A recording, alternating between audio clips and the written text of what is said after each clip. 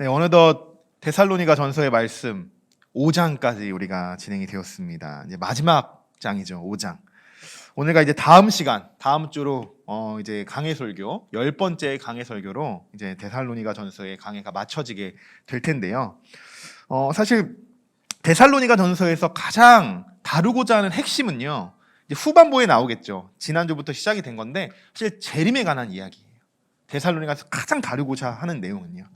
그래서 오늘도 우리가 재림에 관한 이야기를 나눌 텐데요. 여러분 지난주 말씀 기억나시죠? 이들은 곧 예수님이 오실 걸 기다리고 있었어요. 곧 오신다고 생각했죠. 그래서 어떻게 살아왔다고 했죠? 아무 일도 하지 않았어요. 아무 일도 하지 않았어요. 그래서 바울이 그들에게 일하기를 힘써라, 단정해라, 궁핍함이 없게 해라, 이렇게 아주 강력하게 그들을 향해 경고의 메시지를 또 보냈습니다. 그리고 죽은 자들이 있었어요. 함께 재림을 기다리던 자들. 그들이 죽음을 맞이하자 이들이 슬퍼했죠. 그러자 소망 없이 그렇게 다른 사람들과 같이 슬퍼하지 마라, 이렇게 또 권면했습니다. 자, 그래서 바울은 그들에게 재림이 어떤 거냐, 그러면서 재림을 기준으로 어떻게 했습니까? 이전에 죽은 자들 그리고 지금 살아있는 자들이 어떻게 재림되었을 때, 예수 그리스도를 재림하실 때 어떻게 되었는지 그것을 구분하며 비교하며 우리가 살펴보았습니다. 여러분 기억나시죠? 자, 오늘도 우리가 5장에서 재림에 관한 말씀을 이제 살펴보는 메시지인데요. 자, 맨 처음 바울은 오늘 1절에서 이렇게 말하고 있습니다.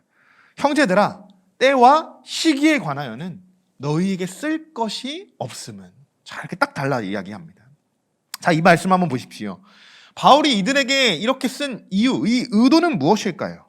여러분 여기서 때와 시기는 무엇을 말하는 거죠? 재림의 때를 말하는 거죠. 재림의 때와 시기를 말하는 거예요. 바울은 재림의 때와 시기는 너에게 더 이상 쓸 것이 없다, 이렇게 이야기합니다. 이렇게 말한 바울의 의도가 무엇이었을까요? 무엇이었을까? 여러분 우리가 살아가면서 가장 많이 신경 쓰고 있는 부분이 바로 이런 부분이에요. 부모들이 자녀들에게 늘 하는 이야기가 있어요. 얘야, 공부하는 것도 다 때가 있는 거야. 다 일하는 것도 때가 있는 거야. 다 이런 말 속에 여러분 어떤 의미가 담겨져 있어요? 모든 일에는 때가 있어 라는 것을 우리는 염두하고 있는 거예요. 이렇게. 자, 사람은요 이렇게 늘 때와 시기를 정해놓고 살아간다는 거예요. 나쁜 걸까요? 아니에요. 자연스러운 거예요. 자연스러운 거. 왜냐? 인간은요, 이 사람은요 특징이 그렇다는 거예요. 때와 시기를 정해놓고 그 안에서, 그 특성 안에서 머물려고 한다는 거예요. 인간은. 자, 때와 시기의 문제를 알고자 하는 것은 이렇게 이야기합니다. 학자들은 인간의 자연적인 욕구다, 이렇게 이야기해요. 자, 생각해 보십시오. 한번 여러분 생각해 보세요. 나는 때와 시기를 벗어난 이 세상에서 살고 있다, 이렇게 생각하시는 분 있을까요? 병원 가셔야 될 수도 있어요. 그렇게 사시면. 우리가 예배를 드려도 다 때와 시기를 지켜서 또 이렇게 정한 시간에 예배를 드리러 오잖아요. 자, 아마도 한 분도 없으실 거예요.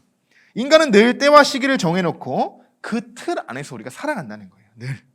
자, 그것이 이 세상을 살아가는 질서이자 또 하나의 법칙입니다. 그런데 문제는 무엇이냐? 우리는 전능하신 하나님에 대해서도 그분의 때와 시기를 우리가 알려고 한다는 거예요. 그것이 문제라는 거예요. 그것이. 정말 그럴까요? 그렇지 않을까요? 우리가 막 하나님의 때를 알려고 우리가 막 그렇게 할까요? 안 할까요? 우리가 이미 너무 익숙해져 있습니다. 사실 이것에 대해서. 그래서 이것을 인지하지 못해요. 자, 이것을 점검해보는 아주 가장 쉬운 방법 하나가 있는데요. 기도의 응답을 받는 과정을 한번 보십시오. 여러분 기도 열심히 합니다. 우리가 기도해요. 서원할 때도 있어요. 그리고 오늘 우리가 또 서원하며 기도할 거예요. 그러면서 여러분 어떻게 생각합니까? 한편 이런 마음 있지 않습니까? 한번 솔직하게 지금은 좀 이루어져야 하는 거 아닌가? 이렇게 우리가 기도했는데, 내가 금식하며 기도했는데 3일 밤에는 하나님 메시지를 주셔야 되는 거 아니야? 이렇게 우리가 생각하는 거 아닐까요? 이제는 좀 이루어져야 하는 거 아닌가? 이렇게까지 기도했는데 하나님이 응답 주셔야 되는 거 아닌가? 우리가 이렇게 부르짖어 기도하는데 왜 하나님은 아직 응답하시지 않으시지? 이렇게 우리들이 생각하고 그 때와 시기를 정해버리는 것이 아닐까, 이렇게 생각되어집니다. 이렇게 자꾸 우리 스스로가 그것을 정하려고 한다는 거예요. 정하려고. 이것을 제가 기도로 하나의 예로 들었는데 우리의 모든 신앙생활 안에 이러한 틀을 우리가 갖추고 살아간다는 거예요. 우리가. 제가 여러분들에게요, 오늘 분명히 말씀드릴 수 있는 것은 이것입니다. 여러분들이 정말 하나님께 정말 간구하는 것이 있다면 그리고 그것이 정말 하나님의 뜻을 위해서 간구하는 것이라면 반드시 하나님께서는 여러분의 기도에 응답하실 것입니다. 분명히 응답하실 거예요. 그러나 하나님의 응답의 때와 시기를 여러분들 스스로가 정하지 마십시오. 그것을 정하려고 하지 마십시오.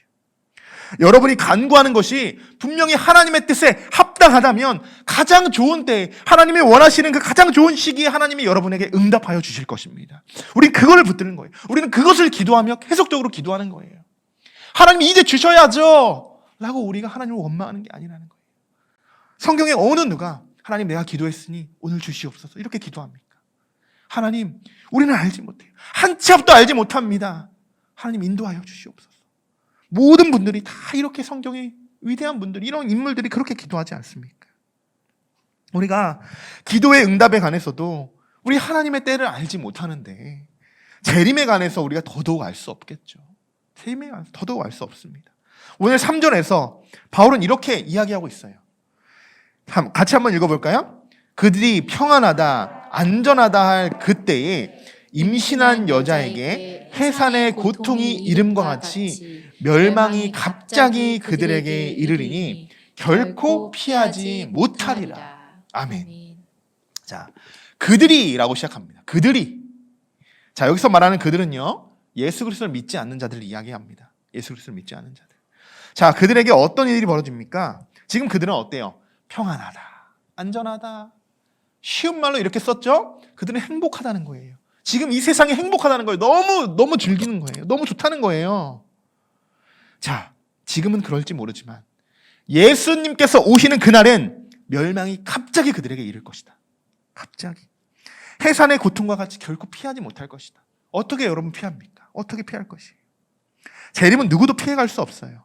인간이 아무리 때와 시기를 우리가 정해놓고 살아간다고 해도요, 여러분, 임신한 여인이 뱃속에 나와 있는 그 때와 시기, 아이가 나오는 그 때와 시기를 맞출 수 있습니까? 몇 시, 몇 분, 몇 초, 그때 나오니 우리가 준비해야지. 이때만을 기다려야지. 이렇게 할 수 없어요. 아무리 병원에서 9개월 뒤에 아이가 나옵니다. 며칠을 나옵니다. 라고 해도요, 오차가 엄청나게 발생돼요. 맞출 수가 없어요. 인간은. 사랑하는 성도 여러분, 우리는요, 늘 준비된 삶을 살아가는 거예요. 언제인지 모르니까 늘 준비된 삶을. 언제 어느 때에 예수님이 오시더라도, 우리에게 지금 당장 오시더라도 우리는 주님의 호령 소리에 불려갈 수 있게, 구름 위로 우리가 올라갈 수 있도록 우리는 늘 준비되어 있어야 한다는 것입니다. 늘.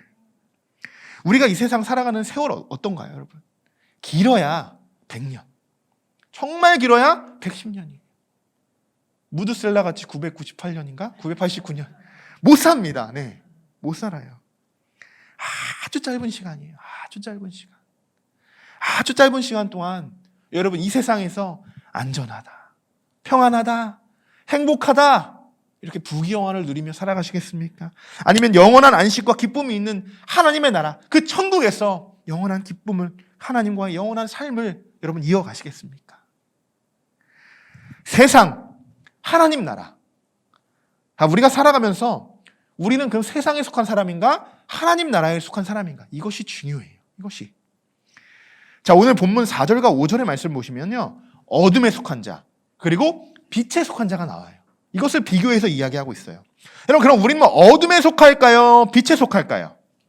자, 5절의 말씀 우리 한번 같이 읽어볼까요? 너희는 다 빛의 아들이요, 낮의 아들이요. 우리가 밤이나 어둠에 속하지 아니하나니. 아멘. 우리는 다 빛의 아들인 줄 믿습니다. 자, 우리가 어둠에 속하지 않았다고 이야기해요. 왜냐? 빛의 아들이니까. 그럼 빛은 누구예요? 빛은. 자, 같이 한번 읽어볼까요? 곧 하나님은 빛이시라. 그에게는 어둠이 조금도 없으시다는 것이니라. 자, 요한일서의 말씀입니다. 곧 하나님은 빛이시. 하나님은 빛이라는 거예요. 그리고 그분에게 어때요?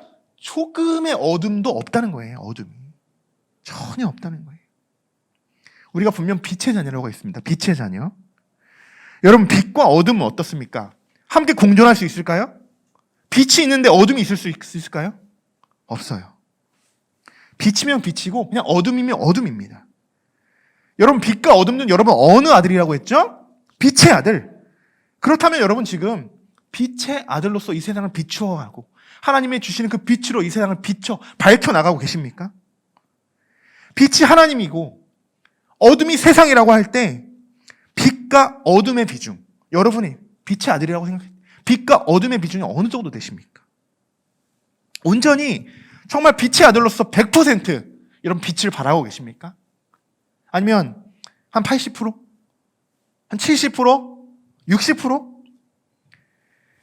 50% 반반까지 왔어요. 만약 그 이하가 되면 어떻게 될까요? 그 이하가 되면 빛보다 어두움이 더 많이 우리에게 차지할 때, 우리를 차지할 때, 그때도 우리는 하나님의 아들이라고 우리가 이야기할 수 있을까요? 나는 빛의 아들이라고 말할 수 있을까요? 어둠에 속해 있는데. 여러분, 우리는요 계속적으로 이런 싸움을 하면서 우리가 살아가는 거예요. 이런 싸움. 이것이 전쟁이에요. 빛과 어둠의 전쟁. 오늘 6절 말씀인데요. 6절 말씀에 이렇게 쓰여 있습니다. 우리 같이 한번 읽어볼까요? 그러므로 우리는 다른 이들과 같이 자지 말고 오직 깨어 정신을 차릴지라. 아멘. 분명 이야기하고 있어요. 어떻게 해요? 깨어 정신을 차려라. 오직 깨어 정신을 차려라. 지금 우리가 해야 하는 것입니다. 이것이 바로요. 지금 어둠이 빛을 가리는 순간은요, 여러분, 한순간이에요. 빛의 속도 엄청 빠르죠? 반대로 어둠의 속도도 엄청 빠릅니다. 한순간에 그것이 뒤바뀔 수 있어요. 어두워지면 우리는 잠들어 버립니다. 7절에도 이렇게 쓰여 있어요. 자는 자들은 밤에 자고 취하는 자들은 밤에 취한다. 이렇게 쓰여 있어요. 어둠은 우리를 세상에 취하게 만들어 버립니다. 어둠은 한번 취하면 깨어나질 못하게 만들어요. 이것은 빛과 어둠의 싸움에서 우리가 패배한 것입니다. 처음 어둠은 이렇게 다가옵니다. 아주 작게. 우리가 온통 빛을 발하지만 이 지금 여기도 지금 밝죠. 빛 하나 전구가 꺼진 것 같이 그렇게 어둠이 우리에게 다가와요. 한순간에 어둠으로 덮여지지 않습니다. 전구 하나씩 나가요.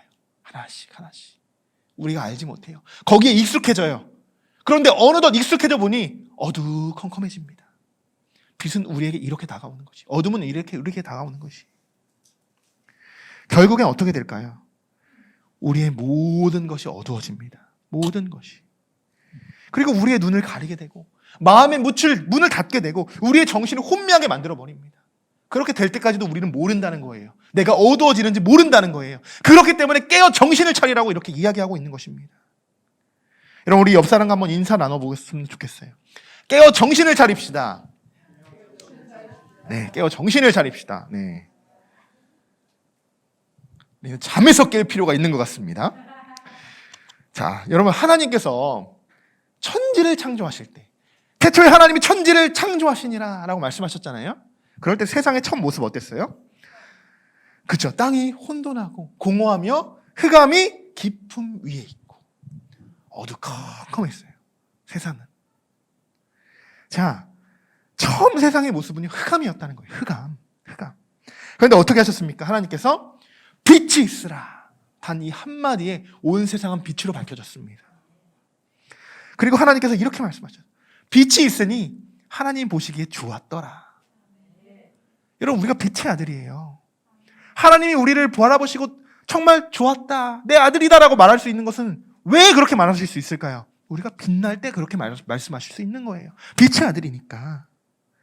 여러분, 세상은 이렇게 빛으로 밝혀지게 된 것인데, 그러나요, 그 세상이 어떻게 되냐? 인간의 죄들로 인해서 세상은 점점 어둠으로 지금 점점 어두워지고 있는 거예요. 점점. 지금 우리가 살아가는 세상은 어떨까요?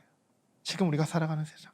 빛의 비중이 더 큰 세상일까요? 지금 어둠이 이 세상을 지배하고 있는 그런 세상을 우리가 살아가고 있을까요? 저는요, 그것은 뭐 그렇다 어쩌다 이야기할 것이 아니라 우리 손에 달려있다고 생각해요. 우리 손에. 우리가 빛에 속한 자들로서 이 세상을 빛으로 밝혀나갈 때 그때는 빛이 어둠보다 더 많이 밝혀지지 않을까요? 저뿐만이 아닌 여러분들이, 더 나아가서는 하나님을 믿는 모든 주의 자녀들이 이 세상 속에서 살아갈 때, 하나님의 빛을 밝혀나갈 때 세상은 하나님이 처음 만드신 그것으로, 하나님이 보시기에 합당하시고 보시기에 아름다운 그 세상으로 밝혀질 줄 믿습니다. 그렇게 세상은 변화되어질 거예요. 그래서 우리 한 사람의 빛이 중요하다는 것이에요.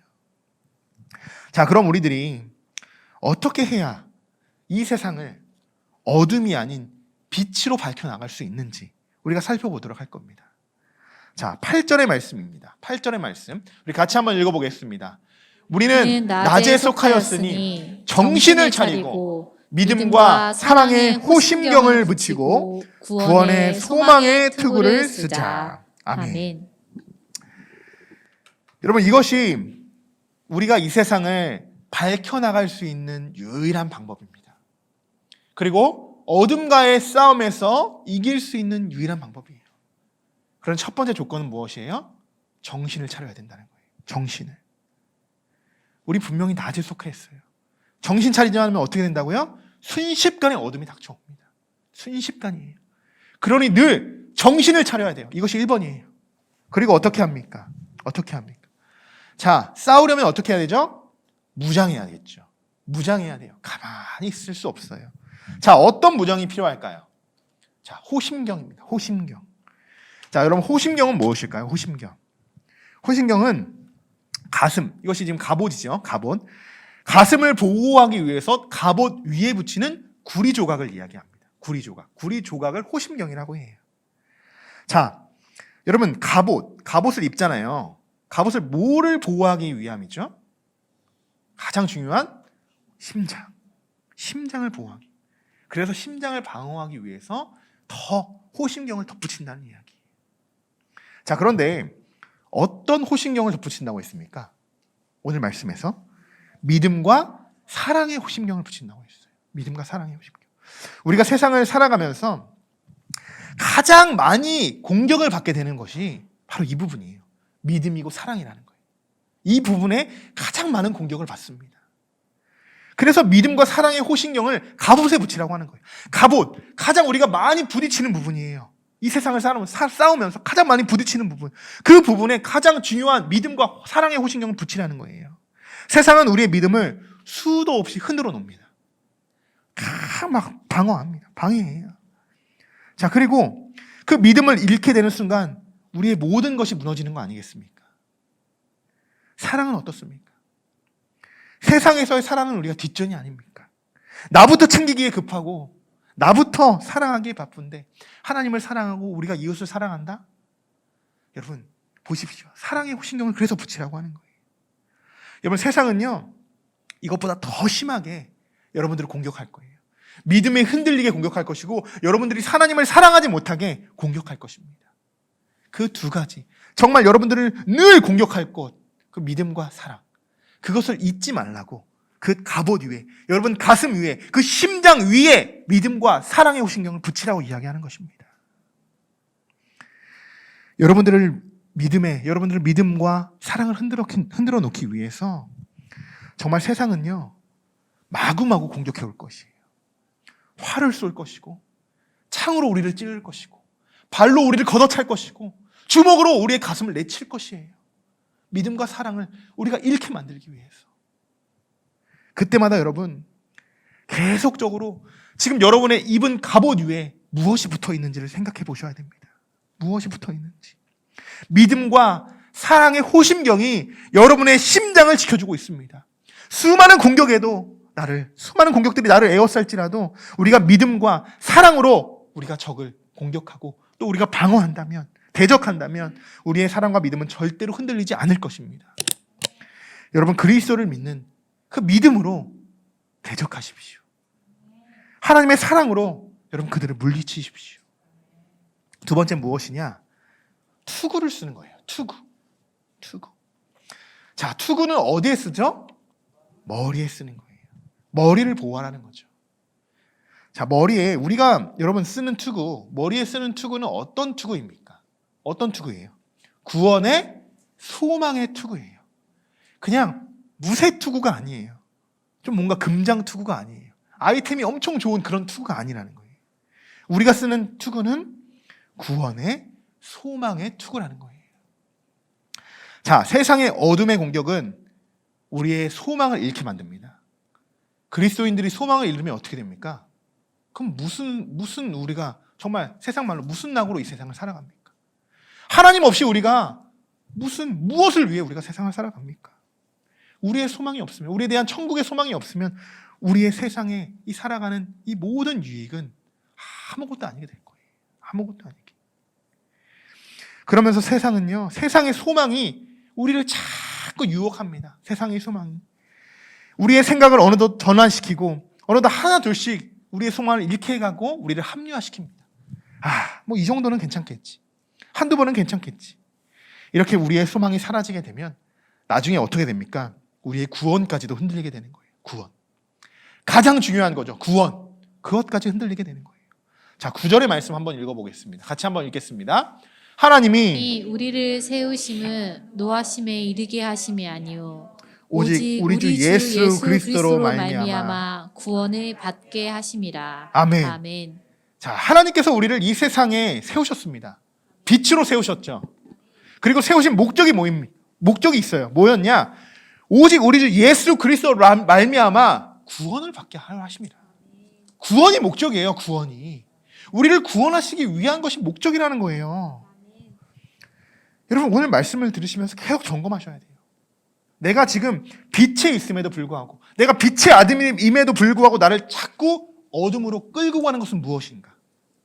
이것을 점검하셔야 된다는 거예요. 여러분, 한번 생각해 보세요. 여러분, 지금 생각해 보세요. 여러분의 빛의 아들이고 구원의 소망의 투구를 쓰고 우리가 살아가는데 자꾸 여러분을 공격하고 있는 것, 그것이 무엇입니까? 그것을 여러분 캐치해야 돼요. 찾아내셔야 돼요. 그래야 문제를 풀어나갈 수 있습니다. 그래야 적을 알아야 우리가 이겨낼 수 있잖아요. 방어할 수 있잖아요. 승리할 수 있잖아요. 똑같은 거예요. 나를 자꾸 어둡게 만드는 것이 무엇인지를 우리가 발견해야 하는 줄 믿습니다. 호심경과 이 투구는요, 어떻습니까? 우리의 가슴을 보호해주고 우리의 머리를 보호해줘요. 가장 중요한 부분을 보호해주는 장비예요. 장비. 믿음과 사랑의 이 우리의 심장을 지켜주고 구원의 소망으로 머리를 지켜줍니다. 자, 여러분들이 지금 투구를 쓰고 갑옷을 입으셨어요. 그것도 아주 묵직한 호신경을 딱 2개의 호신경을 맨 갑옷을 입었습니다. 무거울까요? 가벼울까요? 무겁죠. 벗고 싶을까요? 안 벗고 싶을까요? 갑갑할까요? 갑갑하지 않을까요? 우리 아들 정호는 잠바에 달린 모자만 써도 막 벗으려고 막 난리를 치는데요. 우리는 그 무거운 투구를 쓰고 있는 거예요. 언제까지? 하나님 나라에 갈 때까지 쓰고 있어야 돼요. 두꺼운 강철로 된 갑옷을 붙이고 우린 살아가야 돼요. 여러분, 365일 파카 입고 다닌다고 생각해봐요. 얼마나 답답하겠어요. 비교가 안 돼요. 갑옷과 투구를 쓰고 우린 평생 살아가야 되는 거예요. 그런데 그것이 귀찮다고, 그것이 우리에게 불필요하다고 생각한다고, 그것이 나에게 너무나도 불편하다고 다 벗어제끼면 어떻게 되겠습니까? 적의 화살 한 방이면 우리는 쓰러지게 됩니다. 돌 하나에도 우리는 머리를 맞고 쓰러질 수 있어요. 그래서 오늘 바울은 이렇게 이야기하는 겁니다. 우리가 우리 안에 호신경을 붙이고 구원의 투구를 써라. 이것을 이야기하는 거예요. 여러분, 오늘 말씀을 통해서요, 우리 모두가 호신경을 붙이고 소망의 투구를 쓰고 어둠과의 싸움에서 승리하게 될 줄, 여러분, 우리 모두에게 그렇게 주님이 하시게 될 줄 주님의 이름으로 축원합니다. 오늘 말씀을 이제 정리합니다. 짧죠? 오늘은 짧습니다. 자, 오늘 크게 우리가 3가지의 말씀을 살펴봤어요. 3가지. 첫 번째는요, 예수님의 재림의 때와 시기는 알 수 없다는 거예요. 알 수 없다. 그런데 우리는 자꾸 전능하신 하나님에 대해서 어떻게 합니까? 그분의 때와 시기를 알려고 합니다. 그죠? 제가 기도에 대해서 비유를 드렸죠. 그렇게 자꾸 하나님의 때를 기다리고 우리는 그냥 하나님을 이런 분이라고 우리가 딱 단정 짓는다는 거예요. 물론 그러시면 안 된다는 거예요. 그러시면 안 돼요. 하나님이 우리 안에 역사하실 수 있도록 우리가 기다려야 되는 거예요. 기다려야 돼요. 두 번째는, 여러분, 우리는 어떤 아들입니까? 빛의 아들입니까? 아니면 우리가 어둠의 아들입니까? 빛의 아들이에요. 하나님이 빛이시니까 우리는 당연히 빛의 아들이에요. 그리고 우리는 하나님의 자녀로서 어둠에 속하지 않도록 어떻게 해야 된다고 했죠? 오직 깨어 기도하라. 네. 정신을 차리라고 했는데 우리 권사님께서 기도하라고 말씀하셨어요. 우리에게 필요한 것이 기도인 줄 믿습니다. 네. 깨어 정신을 차리라고 했어요. 네. 정신을 차리는 게 기도하는 것이겠죠. 네. 자, 3번째. 어둠은 어떻게 돼요? 우리를 계속적으로 공격해 옵니다. 공격해요. 그럴 때 어떻게 하냐? 호신경을 입고 투구를 쓰는 거예요. 무장해야 되는 거예요.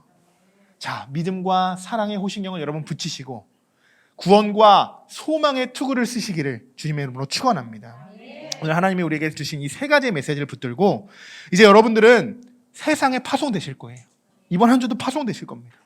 여러분 세상과의 그 어둠과의 싸움에서 두려워하지 마시고 겁내지 마시고 여러분들 어떻게 하죠? 무장되었어요. 오늘 무장되었습니다. 그러니 어둠의 공격이 여러분들을 아무리 공격해 올지라도 믿음으로 맞서 싸워 승리하시고 어둠 가운데서 빛을 밝혀나가시는 여러분들 되시기를 주님의 이름으로 간절히 축원합니다.